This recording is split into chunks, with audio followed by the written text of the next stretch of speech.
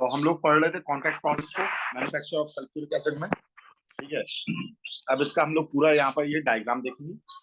ठीक है, ये कॉन्टैक्ट प्रोसेस से हम H2SO4 का फॉर्मेशन कर रहे हैं और ये इसका पूरा आपका प्लांट है। This is the plant of production of sulphuric acid. Contact process का ये आपका प्लांट है। ठीक है, इस प्लांट में सबसे पहले हम यहाँ पर प्रोडक्शन करते हैं किसका? सल्फर डाइऑक्साइड का यहाँ पर प्रोडक्शन करते हैं। ठीक है, सल्फर डाइऑक्साइड का कैसे करते हैं? तो हम यहाँ पर इस पार्ट को सबसे पहले हम कहते हैं पायराइट बर्नर। क्या कहते हैं? Pyrite burner. एक्चुअल में हम क्या करते हैं, यहाँ पर आयरन पायराइड्स को लेते हैं प्रोडक्शन ऑफ सल्फर डाइऑक्साइड में। Production of sulphur dioxide, sulphur dioxide का जो हम प्रोडक्शन कर रहे हैं ये प्लांट के कौन से पार्ट में कर रहे हैं? तो ये होता है आपका पायराइट बर्नर।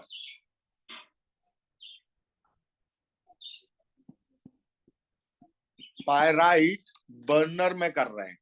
ठीक है, इसमें होता क्या है, इसमें या तो हम लूसियाना सल्फर लेते हैं।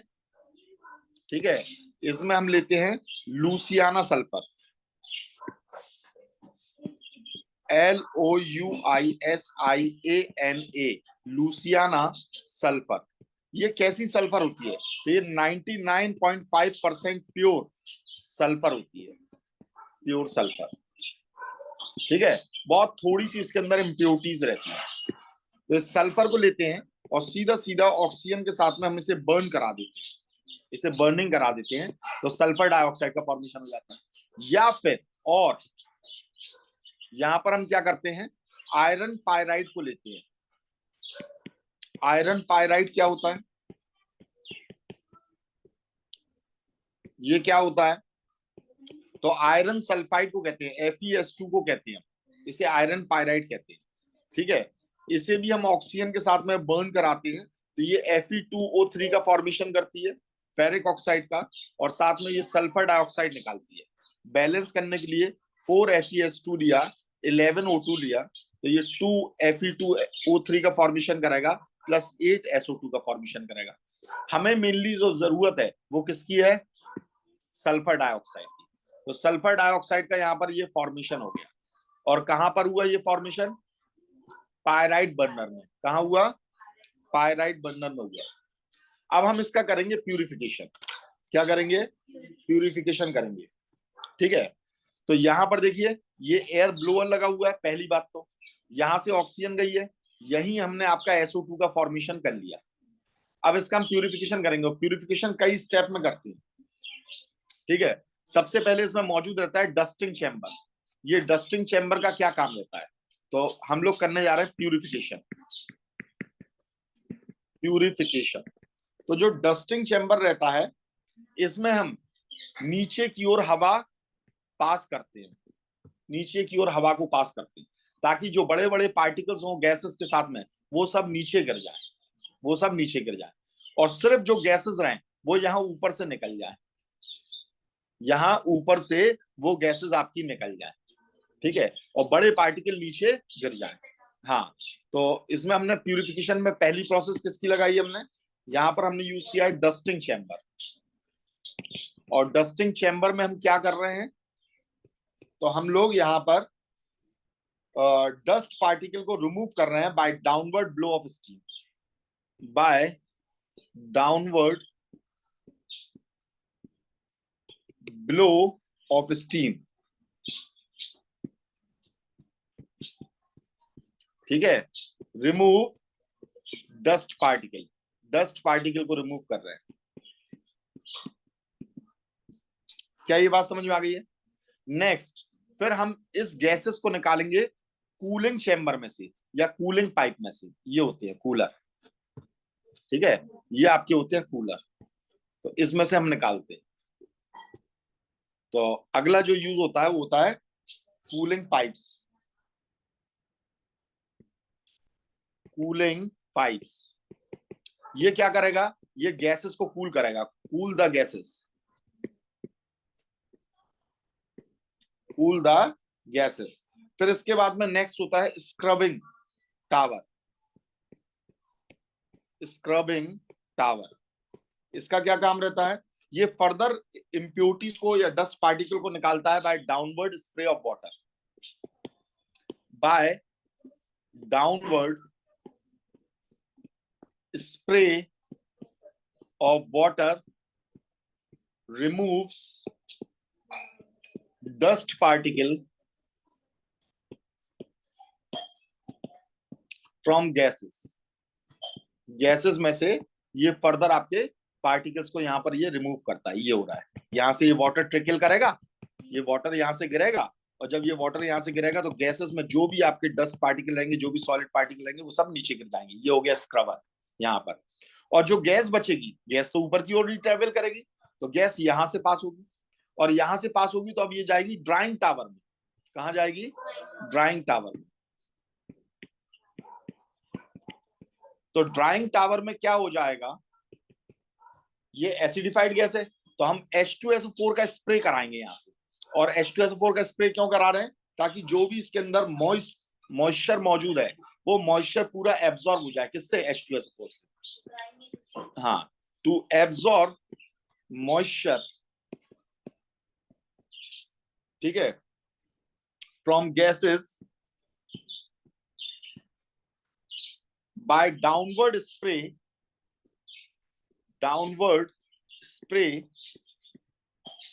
of concentrated H2SO4। देखो H2SO4 बनाने के लिए हम कितने H2SO4 का यहाँ पर यूज कर रहे हैं, समझ रहे हो? ठीक है। अब हम यहाँ पर क्या करेंगे, फिर इसके बाद में नेक्स्ट हमारा आता है आर्सेनिक प्यूरिफायर। ये होता है arsenic purifier, this is arsenic purifier. अब यहाँ पर जो आर्सेनिक मौजूद रहेगा, तो उसे भी हम यहां से रिमूव करेंगे। क्यों? देखो यहां पर बेसिकली हम दो में से कोई एक कैटलिस्ट का यूज कर सकते हैं, वेनेडियम पेंटॉक्साइड और प्लेटिनम। लेकिन हम वेनेडियम पेंटॉक्साइड को प्रेफर करते हैं। क्यों? क्योंकि अगर हम प्लेटिनम लेंगे तो प्लेटिनम एक तो महंगा है ना, और दूसरी बात ये रहती है कि वो आर्सेनिक से जरा में आपका क्या हो जाता है, खराब हो जाता है कैटलिस्ट, उसकी एफिशिएंसी कम हो जाती है, वो काम करना बंद कर देता है। जबकि वेनेडियम पेंटॉक्साइड पे आर्सेनिक का यहां पर इतना ज्यादा असर नहीं पड़ता है। पड़ता तो है पर इतना ज्यादा असर नहीं पड़ता है। तो इसीलिए इस आर्सेनिक को हम क्या करते हैं, यहां से निकालते हैं, इसे भी निकालते हैं।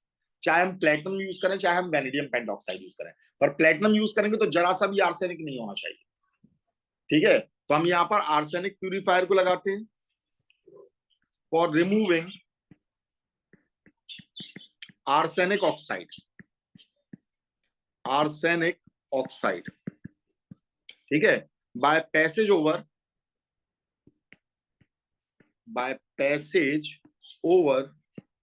Ferric hydroxide. जो फेरिक हाइड्रोक्साइड होता है उससे इसे निकाला जाता है। ठीक है, आर्सेनिक ऑक्साइड को फेरिक हाइड्रोक्साइड से निकाला जाता है, जो कि आपका आर्सेनिक प्यूरिफायर के अंदर मौजूद होता है। ठीक है, अब इसके बाद में हम इसे टेस्टिंग बॉक्स में ले जाते हैं। टेस्टिंग बॉक्स में क्यों ले जा रहे हैं? ताकि हमें प्योरिटी मालूम चल जाए, किसकी? गैसेस की, कितना प्योर हुआ। तो अब यहां से हम ले जाएंगे टेस्टिंग बॉक्स में। तो आप समझ रहे हो कहां से कहां तक, देखो हमने ये पूरी इम्प्योरिटी को रिमूव करने के लिए कहां से कहां तक की प्रोसेस लगाई। यहां से लेकर पूरी यहां तक की, सॉरी यहां तक की जो प्रोसेस लगाई है हमने, ये पूरी प्रोसेस प्यूरिफिकेशन के लिए। ठीक है, ये प्यूरिफिकेशन के लिए। प्यूरिफिकेशन कैसे कैसे किया, फिर से एक बार समझ लो। पहले हम इसे लेकर डस्ट चैम्बर में से हमने खूब सारी एयर ब्लो कराई है, ताकि जो बड़े पार्टिकल हो वो नीचे आपके गिर जाएं, और जो गैसेस रहेंगी वो फिर से ऊपर चढ़ जाएंगी और वो यहां से निकल जाएंगी। फिर हमने कूलिंग कर ली, तो कूलिंग करने पर गैसेस कंडेंस हुई, जो छोटे छोटे पार्टिकल थे एक दूसरे के साथ मिले, उन्होंने बड़े पार्टिकल बनाए, तो एक बार वो फिर से गिर गए। अब गिरने के बाद में जब कूल करेंगे, तो कूल करने के बाद फिर हम इस पर वाटर का स्प्रे कराएंगे, ताकि वाटर सॉल्युबल जितनी भी इंप्योरिटीज हो वो नीचे गिर जाए। फिर गैसेस ऊपर उठेंगी, फिर से पहुंचेंगी। अब हमारा जो हमने वाटर स्प्रे कराया, तो पहले से भी इसमें वाटर था, और वाटर स्प्रे से भी कुछ मॉइस्चर आ गया, तो ये पूरे मॉइस्चर को हमने कंसंट्रेटेड H2SO4 में से पास कराया। ठीक है, तो इससे क्या हुआ, जितना मॉइस्चर था वो हट गया। अब ड्राई गैस बची है, और ये ड्राई गैस फिर आगे चलेगी, और आगे चलने के बाद में ये किसमें पहुंचेगी? आर्सेनिक प्यूरिफायर में। यहाँ कौन मौजूद होगा? Ferric hydroxide. फेरिक हाइड्रोक्साइड जो रहेगा वो आर्सेनिक को हटाएगा। उसके बाद में हम पहुंचाएंगे कहां पर? टेस्टिंग बॉक्स में। तो टेस्टिंग बॉक्स में हमें मालूम चलेगा, क्या मालूम चलेगा कि हमारी गैसेस कितनी प्योर है। और अभी तक कौन सी गैस मौजूद है, सल्फर डाइऑक्साइड। अब इस सल्फर डाइऑक्साइड को हमें क्या करना है, सल्फर ट्राइऑक्साइड में कन्वर्ट करना है। किसमें कन्वर्ट करना है, सल्फर ट्राइऑक्साइड में कन्वर्ट करना है। तो अब इसके लिए कॉन्टेक्ट टावर आया, ठीक है, अब कॉन्टेक्ट चैम्बर आया आपका, ठीक है। तो ये हो गया testing box for checking purity of gases, gases की प्योरिटी को चेक करने के लिए। अब इसके बाद में जो नेक्स्ट आएगा वो आपका होता है कॉन्टेक्ट टावर, और इसके अंदर हम ऑक्सीडेशन करेंगे, ठीक है। यहां पर हम कैटलाइटिक ऑक्सीडेशन करेंगे। किसका ऑक्सीडेशन करेंगे, सल्फर डाइऑक्साइड का। किसमें, सल्फर ट्राइऑक्साइड में, SO3। अब ऑक्सीजन तो ऐसे मिलेगी नहीं, तो हमें क्या करना पड़ेगा, O2। इसके दो मॉलिक्यूल लेंगे तो दो मॉलिक्यूल SO3 के यहां फॉर्मेशन होगा, ठीक है। और इसमें आपका ये जो कॉन्टेक्ट टावर रहता है वो आपका आयरन टावर का बना रहता है, जिसमें आपका it is made up of iron tower, ठीक है, आयरन का बना होता है। और दूसरी बात ये रहती है, इसमें आपका जो कैटलिस्ट रहता है वो कौन होता है, वेनेडियम पेंटॉक्साइड, V2O5। या हम प्लेटिनम भी यूज कर सकते हैं, पर प्लेटिनम का मैंने आपको बताया कि आपका, हाँ ठीक है, तो जरा में आपका ट्रेसेस ऑफ आर्सेनिक जो रहते हैं उससे भी आपका ये खराब हो सकता है, बेकार हो सकता है, ठीक है।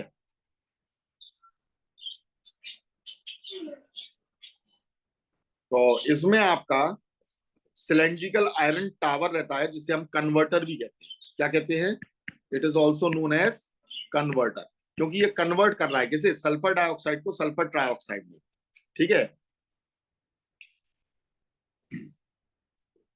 अब जैसे ही SO3 बनेगा, तो अब इस SO3 को हम ले जाएंगे किसके अंदर, एब्जॉर्प्शन टावर के अंदर। किसके अंदर, एब्जॉर्प्शन टावर के अंदर। और इस एब्जॉर्प्शन टावर के अंदर हम क्या करेंगे, इसे सल्फर ट्राइऑक्साइड को हम क्या कराएंगे, एब्जॉर्ब कराएंगे। किसमें एब्जॉर्ब कराएंगे, हाँ नहीं, वाटर में नहीं, सल्फ्यूरिक एसिड में। यहां पर हम SO3 is absorbed in concentrated sulphuric acid. कितना कंसंट्रेटेड है ये, तो ये 98% कंसंट्रेटेड है।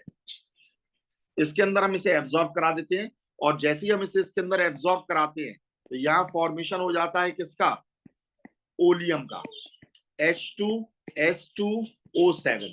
इसे हम बोलते हैं ओलियम, या फिर हम इसे नाम देते हैं fuming sulphuric acid, fuming sulphuric acid, ठीक है। क्योंकि बेटा यहाँ पर ये आपने पानी वगैरह, पानी की कमी है इसके अंदर, दो सल्फ्यूरिक एसिड में से एक वाटर का मॉलिक्यूल निकाल लो तो वो आपस में जुड़ जाते हैं और वो आपका इसका फॉर्मेशन करते हैं, तो पानी कमी होगी, तो ये बड़ा कर रहा फ्यूमिंग टाइप का रहता है, बहुत फ्यूम्स देता है और बहुत हाईली कंसंट्रेटेड हो गया। अब इसमें अगर आपने थोड़ा भी पानी डाल दिया तो ये तुरंत दो सल्फ्यूरिक एसिड के मॉलिक्यूल का फॉर्मेशन करेगा। तो ये होता है कॉन्टेक्ट टावर, और ये हो गया आपका एब्जॉर्प्शन टावर, इसे हम बोलते हैं एब्जॉर्प्शन टावर, ठीक है। तो एब्जॉर्प्शन टावर में एब्जॉर्ब हुआ, और एब्जॉर्ब होने के बाद में ओलियम ये गया। अब नीचे हम लगाएंगे डाइल्यूशन टैंक, जिस हिसाब से हमें पानी मिलाना है उस हिसाब से हम पानी मिलाएंगे, और उतना कंसंट्रेशन का H2SO4 हम यहाँ पर तैयार कर लेंगे। तो यहाँ पर आ जाता है डाइल्यूशन टैंक,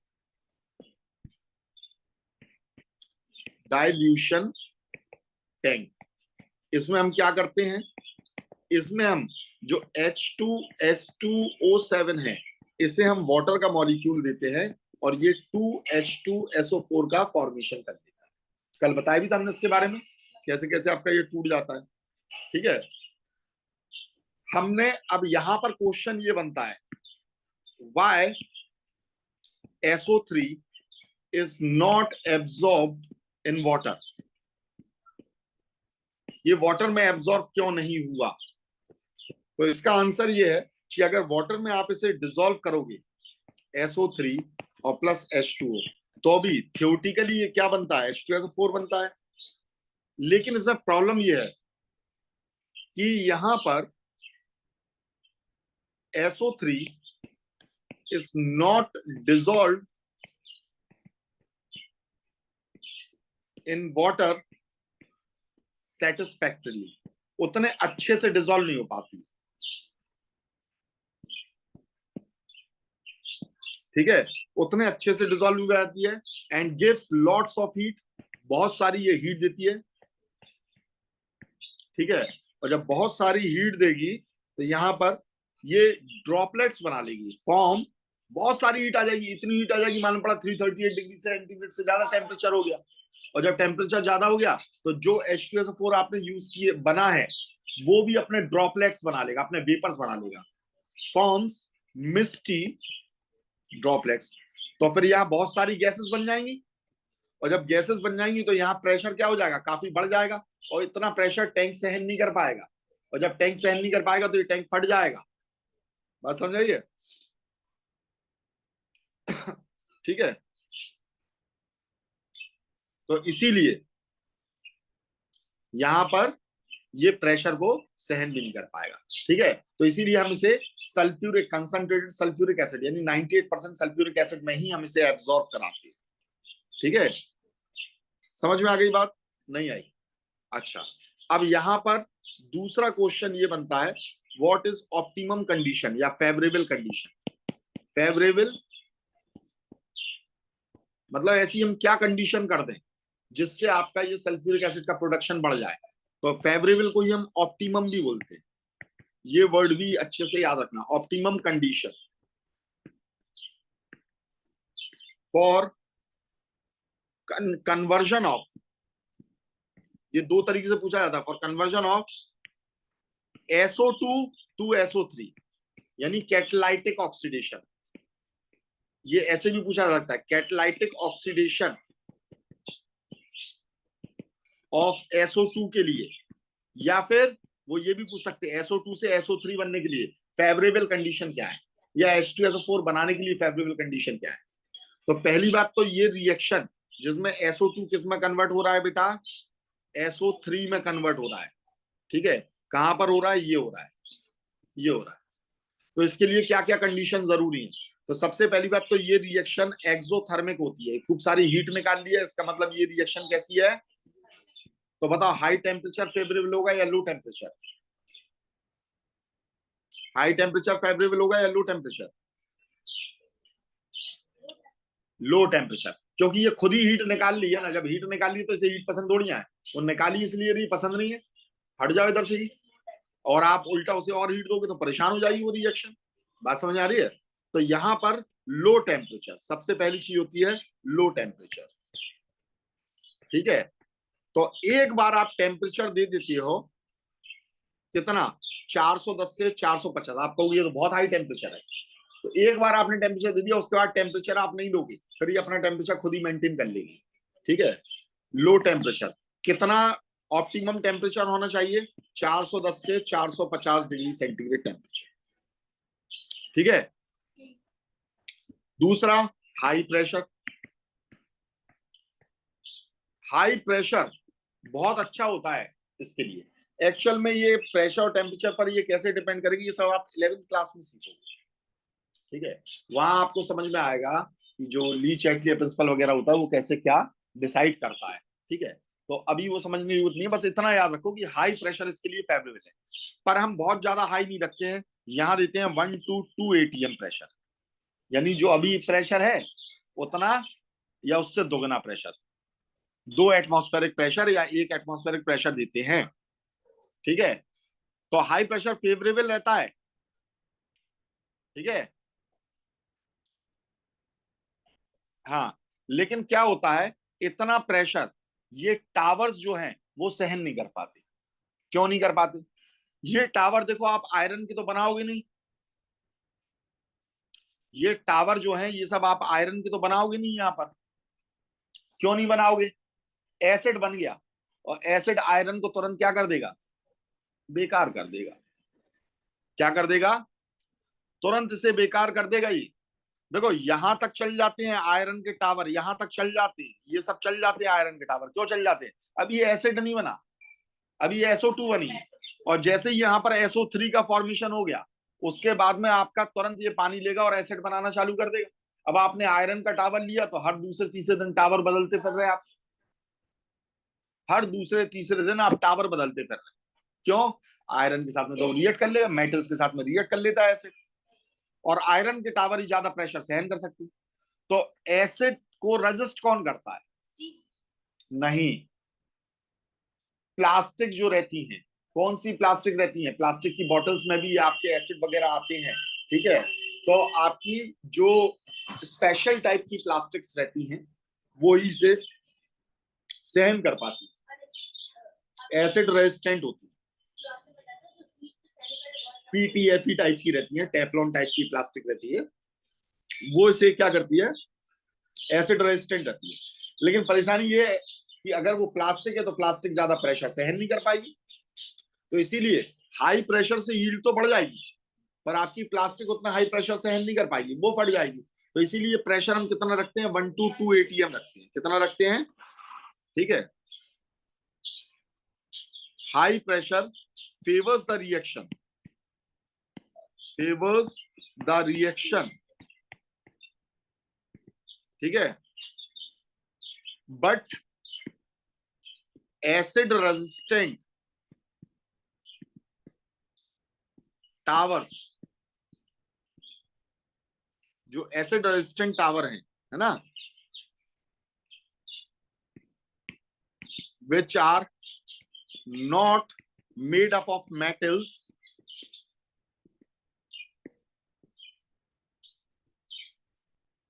can withstand, यानी फेस नहीं कर पाएंगे, withstand high pressure,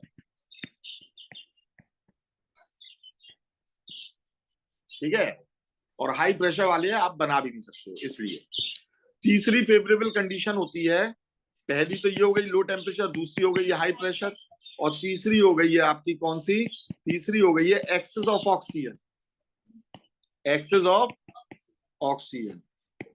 बहुत ज्यादा एक्सेस ऑक्सीजन आपको चाहिए पड़ेगी, क्योंकि सल्फर डाइऑक्साइड को सल्फर ट्राइऑक्साइड में कन्वर्ट करना है, और सल्फर को भी सल्फर डाइऑक्साइड में कन्वर्ट करना है, ठीक है।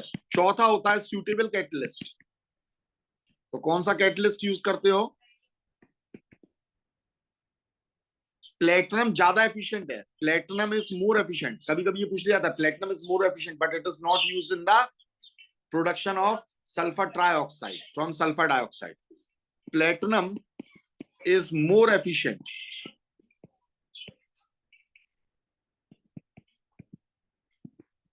as catalyst than V2O5, vanadium pentoxide, vanadium pentoxide, ठीक है।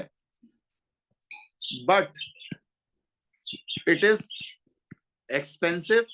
कौन एक्सपेंसिव है, प्लेटिनम। व्हाइट गोल्ड कहते हैं अपन इसे, गोल्ड से भी ज्यादा एक्सपेंसिव होता है, ठीक है। And easily it gets easily poison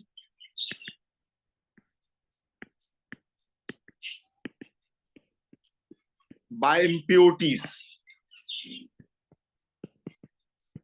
like arsenic oxide, As2O3, arsenic oxide. Arsenic oxide से ये इजिली पॉइजन हो जाता है, यानी अपनी एफिशिएंसी को खराब कर लेता है। समझ में आ गई बात। तो अब अगर हम यहां पर इसकी समरी बनाएं, किसकी summary, of contact process, contact process की अगर हम यहां पर समरी बनाएं, तो सबसे पहले इसमें क्या हुआ, सल्फर को ऑक्सीजन के साथ मिलाकर सल्फर डाइऑक्साइड बनाया, या फिर FeS2 को हमने ऑक्सीजन के साथ में मिलाकर यहां पर सल्फर डाइऑक्साइड का फॉर्मेशन किया, 8SO2 बनता है, और यहाँ पर 2Fe2O3 का फॉर्मेशन होता है। तो 4 ये लग गए और 11 आपके ये लग गए। ठीक है, अब हमने क्या किया, नेक्स्ट प्रोसेस में हमने क्या किया है, ये जो सल्फर डाइऑक्साइड बना है इसे ऑक्सीजन के साथ वेनेडियम पेंटॉक्साइड की प्रेजेंस में या प्लेटिनम की प्रेजेंस में 400 से 450 डिग्री सेंटीग्रेड टेम्परेचर पर गर्म किया और सल्फर ट्राइऑक्साइड का फॉर्मेशन कर दिया। ठीक है, नेक्स्ट होता है सल्फर ट्राइऑक्साइड को हमने लिया और H2SO4 के अंदर एब्जॉर्ब कराकर हमने ओलियम का फॉर्मेशन कर लिया, H2S2O7 का ओलियम बना लिया। और ओलियम को फिर हमने क्या किया, वाटर के अंदर एब्जॉर्ब कराया, H2S2O7 में हमने पानी का मॉलिक्यूल डाला और हमने 2H2SO4 का फॉर्मेशन कर लिया। ये कॉन्टेक्ट प्रोसेस की समरी है। समझ में आ गई बात? चलिए, अब हम नेक्स्ट देखते हैं properties of sulphuric acid. Properties of sulphuric acid. पहली चीज, ये कलरलेस होता है। दूसरी बात, ये ओडरलेस रहता है। तीसरी बात, इसका टेस्ट कैसा होता है, सार टेस्ट होता है। ठीक है, ये होता कैसा है, ये थोड़ा सा ऑयली टाइप का होता है, वाटर से ज्यादा डेंस होता है और हाइग्रोस्कोपिक होता है। हाइग्रोस्कोपिक यानी कि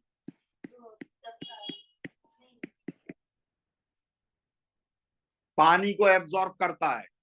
दूसरी तीसरी बार बता चुके हम, ये हाइग्रोस्कोपिक लिक्विड होता है, ये मॉइस्चर को एब्जॉर्ब करता है।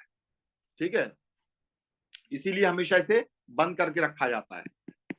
सो केप्ट स्टॉपर्ड, यानी स्टॉपर लगाकर इसे रखा जाता है। इसकी डेंसिटी कितनी होती है, तो इसकी डेंसिटी होती है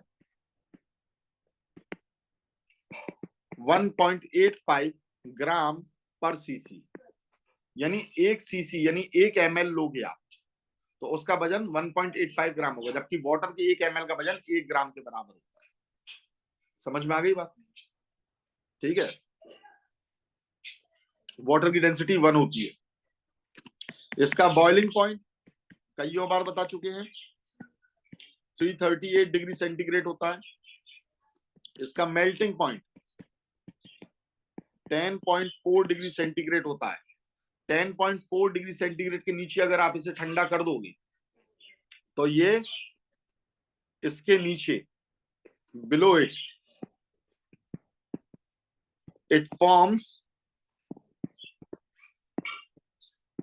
colourless solid crystals, colourless crystals का फॉर्मेशन कर देता है। ठीक है, सॉल्युबिलिटी कैसी रहती है, वाटर में हाईली सॉल्युबल रहता है, सॉल्युबल इन वाटर। वाटर को तो ये अगल बगल से खींचकर अपने अंदर एब्जॉर्ब करता है। ठीक है, प्योर एसिड जो रहता है ये नॉन कंडक्टर होता है इलेक्ट्रिसिटी का, नॉन कंडक्टर ऑफ इलेक्ट्रिसिटी। क्यों? अगर ये प्योर है तो H+ नहीं निकालेगा, आइंस नहीं देगा of electricity, as it has no ions, इसके अंदर आइंस नहीं होंगे। हाँ, अगर आपने डाइल्यूट कर दिया, डाइल्यूट में जैसे ही आपने पानी डाला तो ये अपने आइंस देने लगा और ये गुड कंडक्टर हो गया। क्या हो गया? Good conductor of electricity. इसीलिए हम क्या करते हैं, जो हमारे घर में बैटरी वगैरह रहती है उसमें पानी कम हो जाता है तो बार बार पानी डालते हैं कि नहीं?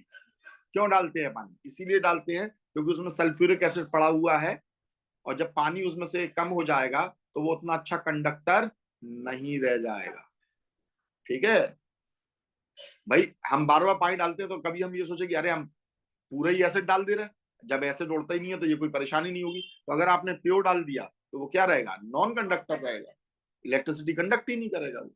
ठीक है, तो इसलिए पानी को मिलाया जाता है, good conductor of electricity due to formation of ions.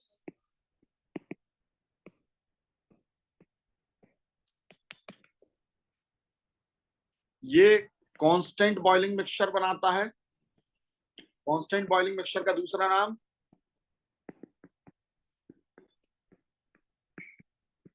Azeotropic mixture. Azeotropic mixture क्या होता है? जो बॉयल करता है कांस्टेंट प्रोपोर्शन में, जिसे फर्दर आप डिस्टिलेशन से अलग नहीं कर सकते हो। बिल्कुल रिवीजन नहीं कर रही हो बेटा, बिल्कुल रिवीजन नहीं है, कितनी बार बता चुकी हूँ। 98.5% एसिड, 98.5% एसिड, और बाकी 100 में से माइनस कर दो तो जो बचा है, कितना बचा है? 1.5% पानी वाटर के साथ में। ये इस कंसंट्रेशन पर एजियोट्रॉपिक मिक्सचर का फॉर्मेशन कर लेगा कांस्टेंट बॉइलिंग। मतलब अब फर्दर सिंपल डिस्टिलेशन से आप इन्हें अलग अलग नहीं कर पाओगे, और ये बॉयल होगा 338 डिग्री सेंटीग्रेड पर। इसके बाद में फर्दर इसे अलग नहीं कर पाओगे आप, और अगर करना होगा तो फिर एजियोट्रॉपिक डिस्टिलेशन लगाओगे। ठीक है। हाईली कोरोसिव होता है, कोरोसिव इन नेचर, और स्किन को कैसा कर देता है? टर्न्स स्किन कौन सा कलर देगा? Black, yellow. Sulphuric acid black देता है, HNO3 हाथ पीले करता है, HCl एम्बर कलर देता है। HCl देता है amber colour, HNO3 yellow colour देता है, और H2SO4 ब्लैक कर देता है स्किन को।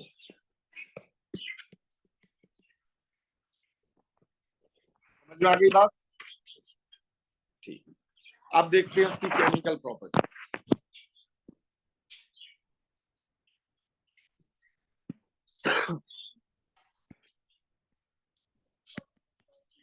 Chemical properties.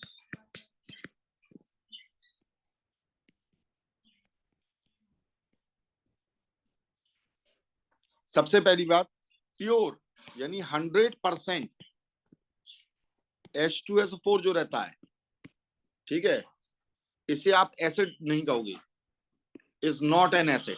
क्यों नहीं कहोगे? क्योंकि एसिड का मतलब होता है जो H+ दे, और ये H+ नहीं देगा। As it does not ionise, ये आयोनाइज नहीं होगा, यानी H+ नहीं देगा। ठीक है। ये एक अपने आप में क्या होता है? डायबेसिक एसिड होता है। डायबेसिक एसिड का मतलब एक मॉलिक्यूल 2 H+ आइंस देगा। One molecule gives 2 H+ ions. कैसे? जैसे हमने H2SO4 को लिया और हमने पानी के अंदर डाला, तो पानी के अंदर जैसे ही डालेंगे तो पहले ये एक H+ निकालेगा, तो पानी के साथ में ये H+ मिलेगा और क्या बनाएगा? H3O पॉजिटिव, और यहाँ क्या बचेगा? HSO4-1। अब ये HSO4-1 ये पानी के साथ में रिएक्ट करेगा, फिर से एक H3O पॉजिटिव बनाएगा, और क्या देगा? SO4-2। ये बायसल्फेट आयन है और ये सल्फेट आयन है। दिस इज बायसल्फेट आयन, और ये हो गया आपका सल्फेट आयन। ठीक है। तो ये आयोनाइज हो रहा है, इस प्रोसेस को क्या कहोगे? आयोनाइजेशन। और ये कितने में हो रही है? 2 स्टेप्स में हो रही है। किस में हो रही है? ठीक है। और ये 2 टाइप के सॉल्ट बनाता है। इट फॉर्म्स कौन कौन से?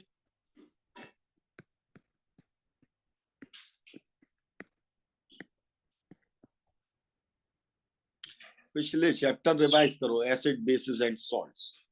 आपने जैसे NaCl लिया और इसकी रिएक्शन H2SO4 के साथ कराई, टेम्परेचर आपने रखा बिलो 200 डिग्री सेंटीग्रेड, तो इसने सिर्फ एक H को हटाया, NaHSO4 का फॉर्मेशन किया और एक HCl बनाया। देखो, नॉन वॉलेटाइल एसिड से प्रैक्टिकली आप क्या कर सकते हो? वॉलेटाइल एसिड बना सकते हो कि नहीं? पहली चीज तो यहां पर ये समझ में आई। ठीक है। लेकिन वॉलेटाइल एसिड से नॉन वॉलेटाइल एसिड आप नहीं बना सकते। यहां पर ये क्या बना है, एक सॉल्ट बना है, और ये कैसा सॉल्ट है, ये एसिडिक सॉल्ट है। क्यों एसिडिक सॉल्ट है, ये फर्दर और H प्लस निकाल सकता है कि नहीं। तो एक तो एसिडिक सॉल्ट मिला आपको, और अगर यही रिएक्शन आपने कैसे करा दी होती, एबव क्या, एबव 200 डिग्री सेंटीग्रेड टेम्परेचर पर इस रिएक्शन को करा दिया होता, तो यहाँ पर दोनों H प्लस निकल जाते और ये Na2SO4 का फॉर्मेशन करता और 2HCl बनाता। ये कैसा सॉल्ट हो गया, ये हो गया नॉर्मल सॉल्ट, क्योंकि अब ये H प्लस नहीं देगा। तो ये दो टाइप के सॉल्ट्स का फॉर्मेशन करता है, एक आपका एसिडिक सॉल्ट और एक करता है नॉर्मल सॉल्ट का फॉर्मेशन करता है। समझ में आ गई बात, ठीक है।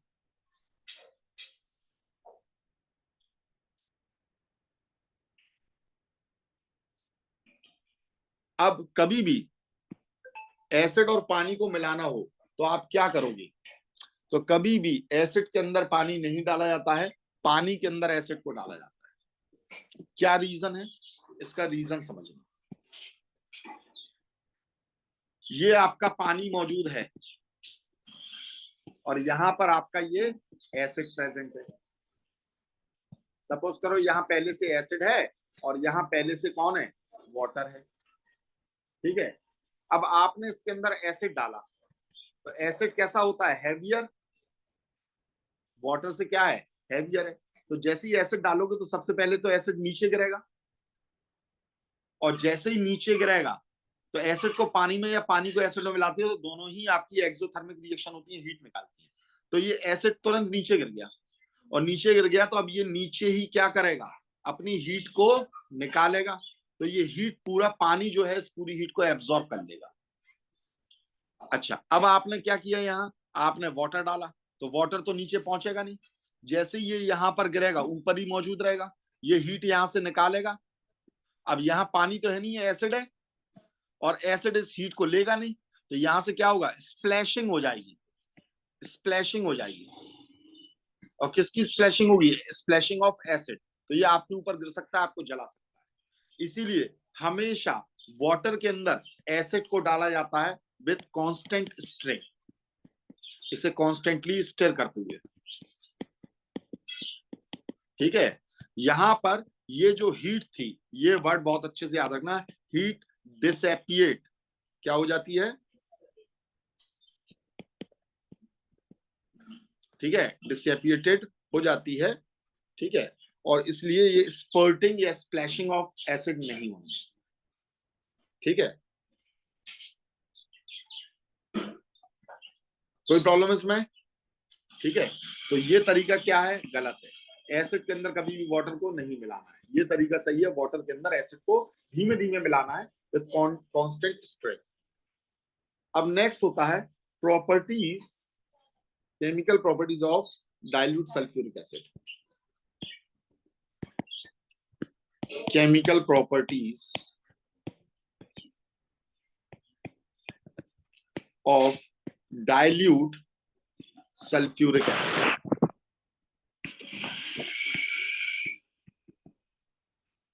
ठीक है, डाइल्यूट सल्फ्यूरिक एसिड की क्या क्या केमिकल प्रॉपर्टीज होती हैं, अब हम उन्हें देखने जा रहे हैं, यानी किसके साथ में ये कैसे रिएक्शन दे रहा है।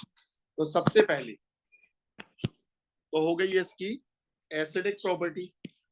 एसिडिक प्रॉपर्टी मतलब जहां पर ये किसकी तरह काम करेगा, एसिड की तरह काम करेगा, यानी H प्लस निकालेगा, ठीक है, जो सभी एसिड की प्रॉपर्टी होती है, ठीक है। जैसे मेटल के साथ में, with metals it liberate hydrogen, it liberates hydrogen, hydrogen gas को निकालता है।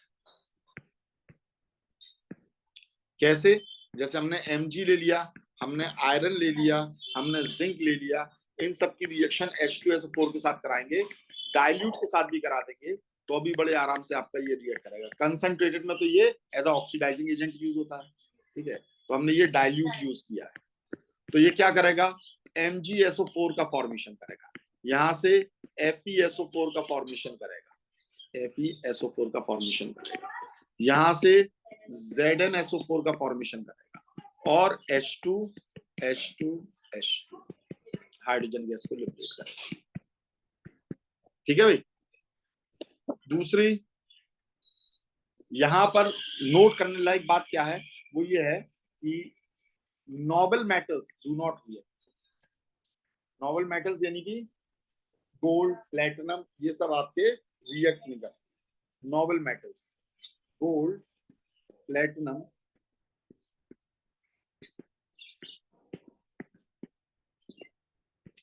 do not react with H2SO4 in any condition। किसी भी कंडीशन में ये रिएक्ट नहीं करेंगे। ठीक है, चाहे जितना गर्म कर दो, चाहे कुछ कर दो, ये रिएक्ट नहीं करेंगे। दूसरी एसिड की प्रॉपर्टी क्या होती है, ये बेसिस को न्यूट्रलाइज करते हैं। दे न्यूट्रलाइजेस बेसिस, ये बेसिस को न्यूट्रलाइज करते हैं। जैसे बेसिस में कौन आ जाते हैं, मेटलिक ऑक्साइड एंड हाइड्रोक्साइड।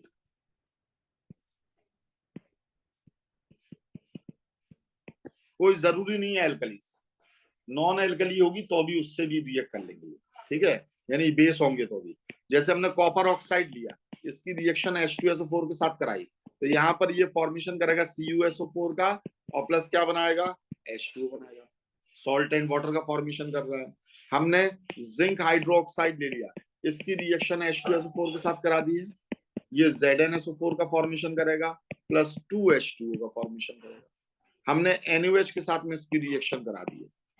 ठीक है, तो ये H2SO4 के साथ में रिएक्शन करेगा, और ये Na2SO4 का फॉर्मेशन करेगा, और प्लस 2H2O का फॉर्मेशन करेगा।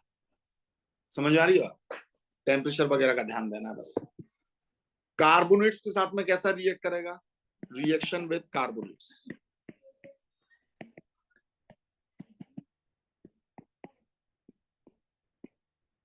कार्बोनेट्स एंड बाइकार्बोनेट्स, इनके साथ में कैसी रिएक्शन करेगा, ऋषि का आप बताएंगे ये रिएक्शन। Na2CO3 प्लस H2SO4, बताइए क्या होगा, क्या बनेगा प्रोडक्ट।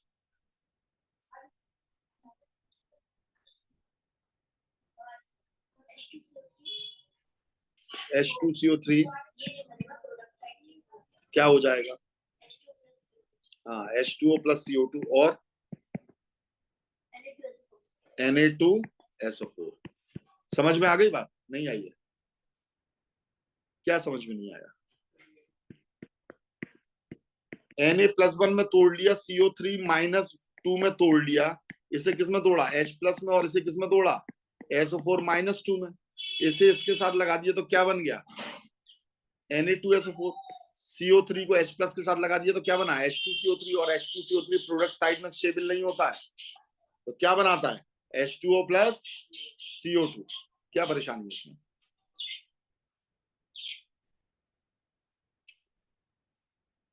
हमने ले लिया KHCO3, इसकी रिएक्शन H2SO4 के साथ कराइए।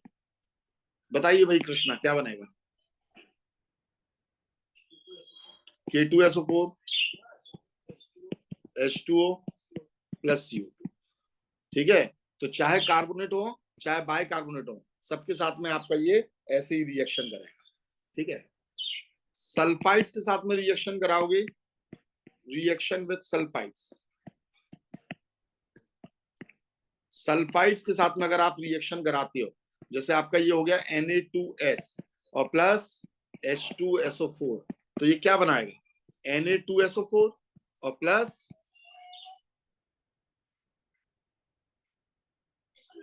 H2S, और H2S की स्मेल कैसी होती है, रॉटन egg like smell, रॉटन egg like smell होती है।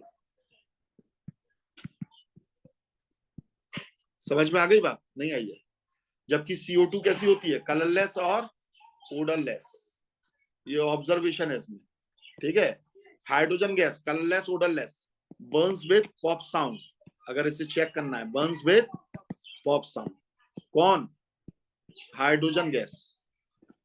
ठीक है, CO2 का टेस्ट क्या होता है, अगर इसे लाइम वाटर में से पास करेंगे तो ये किस में कन्वर्ट हो जाएगा, लाइम वाटर को मिल्की कर देगा, टर्न्स लाइम वाटर मिल्की, क्योंकि अक्सर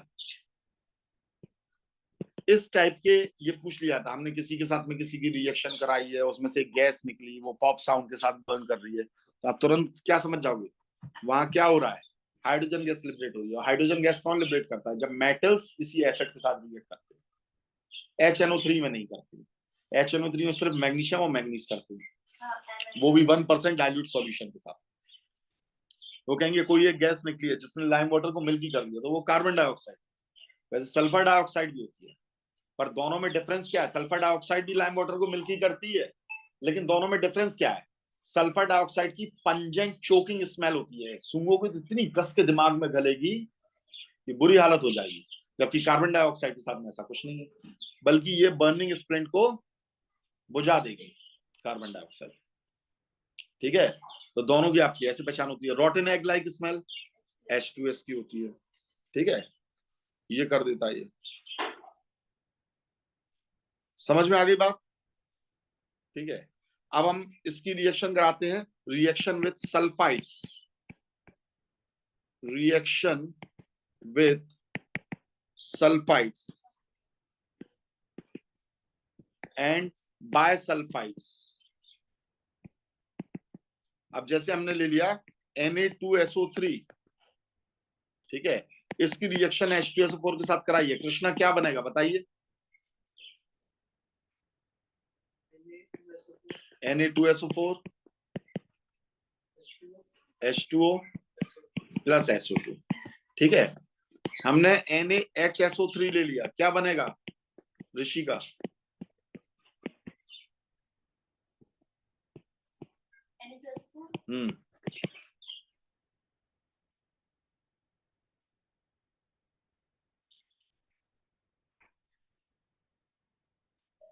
H2 तो रिलीज हो जाएगी। तुम बोलो भाई, है